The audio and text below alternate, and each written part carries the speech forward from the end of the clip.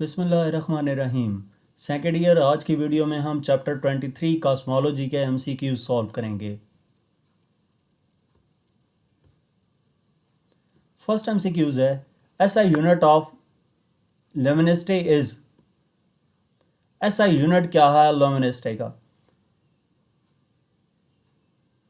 Watts, joules, newton per metre or CD per M, candela per metre. तो ये क्या है? वाट्स इसका यूनिट है, क्योंकि ल्यूमिनिसिटी जो है उसको हम ल्यूमिनस पावर भी कहते हैं बेसिक फिजिक्स कॉन्टेस्ट में। जो किस चीज़ को रिप्रेजेंट कर रहा है? Rate at which energy is emitted by source.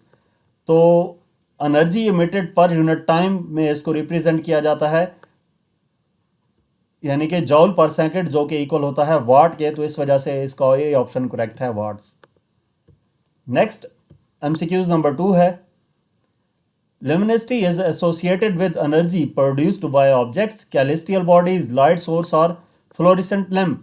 तो luminosity जो है वो एसोसिएट कर रही होती है energy produced by celestial bodies. Physics और एस्ट्रोनॉमी में luminosity रेफर करती है total energy emitted per second, यानी कि कोई भी कैलिस्टियल बॉडी टोटल एनर्जी कितनी इमिट कर रही है पर सेकेंड में।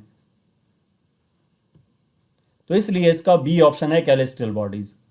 नेक्स्ट एमसीक्यूज नंबर 3 है luminosity depends on size of the star, temperature of the star, colour of the star और ऑप्शन 1 एंड 2।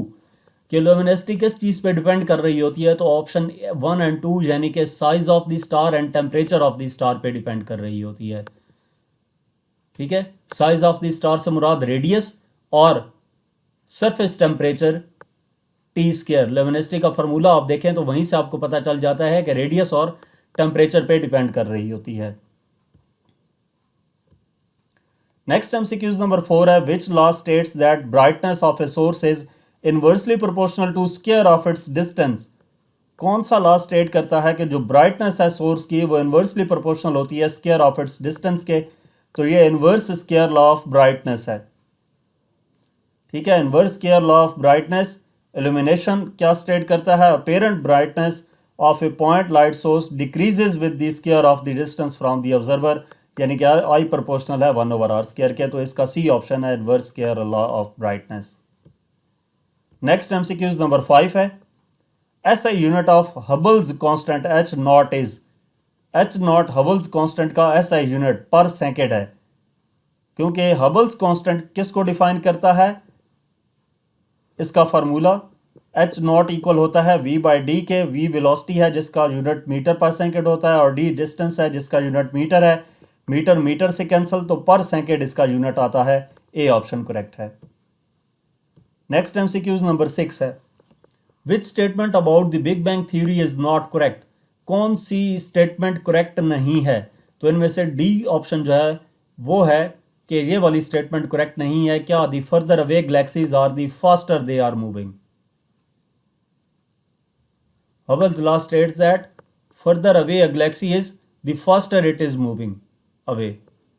ये इसको मैं करेक्ट कर लूँ, ये आपका फास्टर की बजाय स्लोअर लिखा हुआ था। ठीक है, और उन्होंने पूछा हुआ था कि कौन सा नॉट करेक्ट है, तो इस वजह से ये ऑप्शन डी जो है वो नॉट करेक्ट है, क्योंकि जब गैलेक्सीज अवे मूव करती हैं तो फर्दर मूव करता है। ठीक है, तो यहाँ पे स्लोअर लिखा हुआ है, इस वजह से ये डी ऑप्शन जो है V proportional to D option इसका करेक्ट है कि ये करेक्ट नहीं है बिग बैंग थ्योरी के लिए। बाकी तीनों जो ऑप्शंस हैं वो करेक्ट हैं।